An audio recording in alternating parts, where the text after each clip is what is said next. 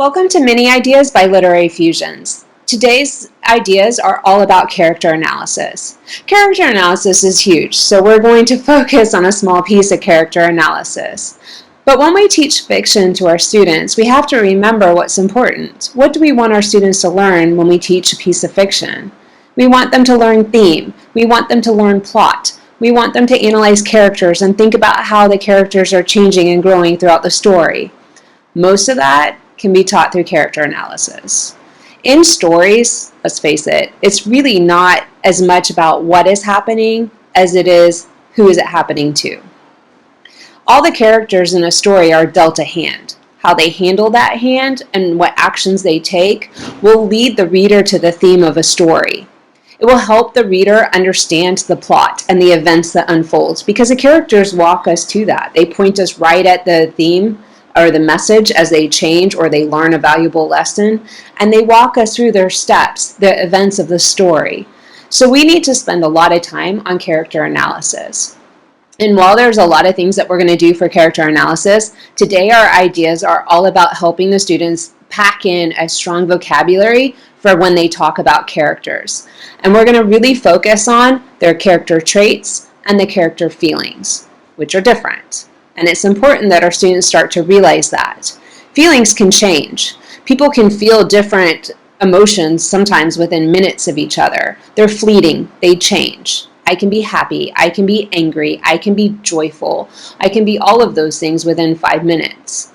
But traits are more internal. It's like your personality. It's who you are. And while that can change too, they are more static in nature.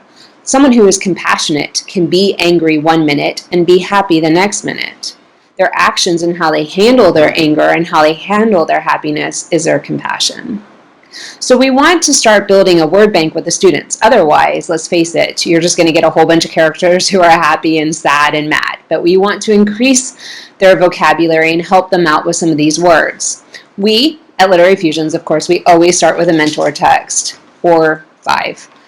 Check out our website. We have tons of ideas, but I'm going to share 2 with you today, and the links you can click on below. Today I Feel Silly is by Jamie Lee Curtis, and each page has a different feeling that she has, and it explains why she feels that way. So I really like it because it does give that explanation piece with it. Today I am angry. You'd better stay clear. My face is all pinched and red, ear to ear. My friends had a play date. They left me out. My feelings are hurt. I want to shout.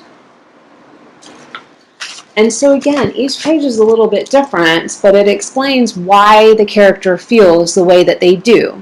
And so after each page, I like to ask the students, she's angry, why? She's angry because her friends left her out. What makes you angry? And we go around a little bit and talk about different things that make us angry. I always share I get super angry when my kids talk back to me, but they already know that. So what makes you angry? And we start a list. When we're ready, and it wouldn't be the same day, when we're ready to start talking about traits, I like to use this book, The Way I Act. And again, the link should be below. This book is written very similarly, but it's more about traits. And each page has a trait, and then it explains a little bit about why or how they can show that different trait. So this one is brave.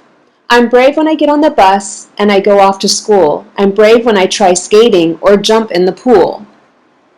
All the kids disagree that those are things that show braveness, but that's okay. This is how she feels brave. So then I ask the students, what are some things you do that make you brave?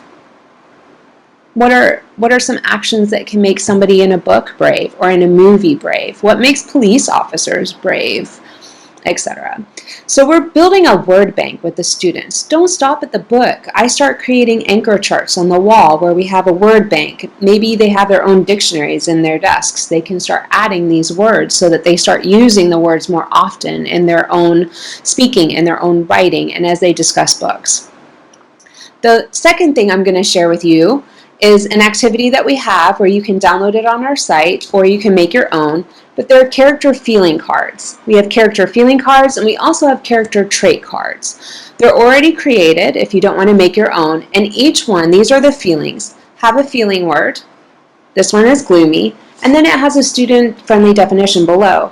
depressed or sulky, sad, and without hope. So there's a whole bunch of different activities you can use with these cards, and we have them listed on the download. But I'm going to share 2 or 3 different ideas with you of things that I do with these cards in the classroom. First, I have the kids choose, and they don't show their partner their words. So I got gloomy. You don't know that. And I'm going to act it out for you, and you're going to try and guess, because we have the word banks, so they should have a good sense of what the word could be. So I'm going to act out gloomy, like this, all sad and pouty, and they're going to start guessing. And once they guess the word, then I let them know, yeah, good job, you got the word right, and then she would act out her word. Afterwards, we can turn it around into a writing activity. So I'm acting out, we want the kids to show and not tell. In their writing, I don't want them to say, I was really sad, or I was gloomy. I want them to show me, what does gloomy look like? Well, I just acted it out. So now we can put it into our writing. So my partner might say, okay, well, when you did that, your eyes were down, you had your face to the ground, you weren't looking up, your shoulders were saggy, and I'm going to write all of these things that she said I was doing, and we're going to react it out a couple of times. The kids love it, of course, because they're up and they're acting and they're getting out their emotions and they're writing it down. Well, when they finish, they have a whole description of show, not tell, of what gloomy looks like. And of course, the other benefit would be when we're talking about books and characters. Who was a character we just read about that was gloomy? What made them gloomy? Why do you think they acted that way? And so we can really use these cards to jump off. When I do guided reading, I take 4 or 5 of these cards that I know address different characters in the book that we're reading, and I put them on the table and we talk about them again. And then I have the kids, as we're talking about the different characters in the story, ask them, how are they feeling? And they've got the words right in front of them with the definitions. So they're starting to use the vocabulary more and more. And then be gone all the, my character was happy, my character was sad. Now we have, my character was gloomy. So again, these cards are already done for you. If you like, you can click on the link. There's also a lot of different ideas of ways you can use the cards. There's also trait cards, and they are separate and a little bit different to help differentiate between the two.